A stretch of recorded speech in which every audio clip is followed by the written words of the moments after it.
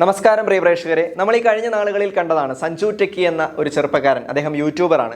MVDയുടെ കസ്റ്റഡിയിലാകുന്നതും കേസും പൊല്ലാപ്പും ഒക്കെ ആയിട്ട് നെട്ടോട്ടം ഓടുന്നതും എന്തിന് അയാളുടെ യൂട്യൂബിലിട്ട വീഡിയോകൾ വരെ റിമൂവ് ചെയ്യുന്നു എന്ന തരത്തിലുള്ള വാർത്തകളും ഉയർന്നു വന്നതാണ്. കേസ് എന്താണെന്ന് നമുക്കറിയാം. കാർ സ്വിമ്മിംഗ് പൂളാക്കി എന്നുള്ളതായിരുന്നു. തീർച്ചയായും അത് ഒരു ഒഫൻസ് തന്നെയാണ്. കാർ സ്വിമ്മിംഗ് പൂളാക്കിയത് മാത്രമല്ല, സഞ്ജു അത് നടു റോഡിൽ കൂടെ ഓടിച്ചുകൊണ്ടുപോയി അതിൻ്റെ വീഡിയോയും യൂട്യൂബിൽ അപ്ലോഡ് ചെയ്തു. പിന്നീട് MVD നേരിട്ട് കേസാക്കുകയും പിന്നെ ഇതേപ്പറ്റി സഞ്ജു ഒരു വീഡിയോ ഇടുകയും അതും കൂടുതൽ പ്രശ്നം വഷളാക്കുകയും മന്ത്രി ഗണേഷ് കുമാറും എന്തിനേറെ ബഹുമാനപ്പെട്ട ഹൈക്കോടതി തന്നെ നേരിട്ട് ഇടപെടുകയും ചെയ്തു. മാധ്യമങ്ങളെല്ലാം ഇത് വാർത്തയാക്കുകയും പ്രശ്നങ്ങൾ കൂടുതൽ വഷളാക്കുകയും ചെയ്തു. ഈ കാര്യങ്ങളൊക്കെ നമുക്ക് അറിയാവുന്നതാണ്.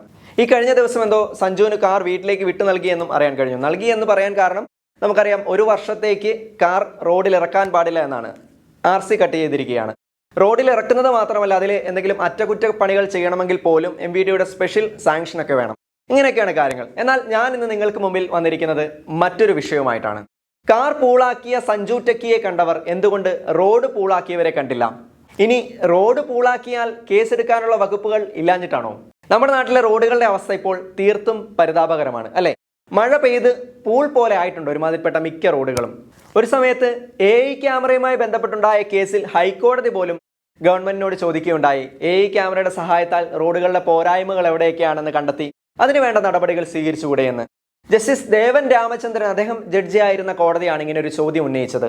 നമ്മൾ ശ്രദ്ധിച്ചിട്ടുണ്ടാകും, ഏതെങ്കിലും ഒരു രാഷ്ട്രീയ നേതാവ് അല്ലെങ്കിൽ ഒരു മന്ത്രിയോ ഒക്കെ നമ്മുടെ നാട്ടിലേക്ക് വരുമ്പോൾ പെട്ടെന്നുള്ളൊരു അറ്റകുറ്റപ്പണിയൊക്കെ നമ്മുടെ റോഡുകളിൽ നടക്കുന്നത്. അതിനധികം ആയുസ്സും ഉണ്ടാകില്ല.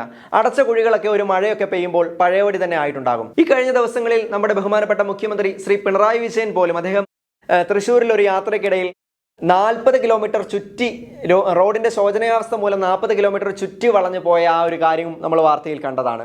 Department of economics and statistics report പ്രകാരം 2018 മുതൽ 2022 വരെയുള്ള കണക്കുകൾ പറയുന്നത് കേരളത്തിൽ മാത്രം ഒരു മണിക്കൂറിൽ, ശ്രദ്ധിക്കണം, 1 മണിക്കൂറിൽ 5 ആക്സിഡന്റും ഒരു ദിവസം റോഡ് ആക്സിഡന്റ് മൂലം 12 മരണവും സംഭവിക്കുന്നുണ്ടെന്നാണ്. അതിൽ വലിയൊരു ശതമാനവും റോഡിന്റെ ശോചനീയാവസ്ഥ മൂലം ഉണ്ടാകുന്നവയാണ്. അപകടം ഉണ്ടാകാനുള്ള സാധ്യത മുൻനിർത്തിയല്ല, ഇങ്ങനെയുള്ള ദുർനടപടികളാൽ, കാര്യക്ഷമമായ പ്രവർത്തനങ്ങളുടെ അഭാവത്താൽ അപകടം തുടർച്ചയായി ഉണ്ടാക്കിക്കൊണ്ടിരിക്കുന്നവർക്കെതിരെ നമ്മുടെ നാട്ടിൽ എന്ത് നടപടിയാണ് ബന്ധപ്പെട്ടവർ സ്വീകരിക്കുന്നത്?